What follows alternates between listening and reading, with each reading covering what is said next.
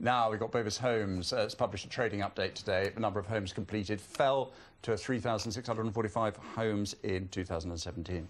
Well, the company says this was all part of a controlled dip as it focused on improving quality. The housing commentator Henry Pryor joins us now. Henry, welcome to you. Just how controlled was this then?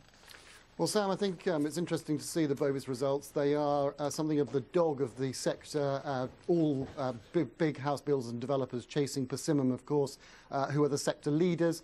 These results are upbeat. They're certainly optimistic for 2018, but let's face it, they've had a pretty dismal 2017, but they do appear to be putting their house in order.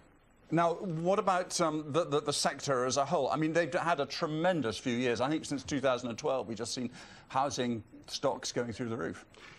Jolly difficult, Jamie. I'm afraid, sorry, yes, excuse the pun. I mean, jolly difficult not to make money in the sector at the moment. If you look at everything that's sitting behind housing at the moment, the government obviously making huge efforts now to build more homes, to get more homes built, and indeed they're funding or part funding the actual customers who are buying the product. We can see that with firms like Bovis, about 30% we think of their transactions are sold to people who are taking out the controversial Help to Buy scheme, and that of course means that it's jolly difficult for anybody to lose money at the present time in this sector. What about house buyers? How's the market looking for this year? Certainly not been good in London for if you're selling. No, I mean, there's certainly pressure in what I could term the marzipan layer, the top end, towards the top end of the housing market. But in the day-to-day bread and butter market, actually things are looking still pretty robust across the UK. Demand for housing outstrips the current supply. And indeed, as we've just talked about, the way that the government is underpinning that demand by giving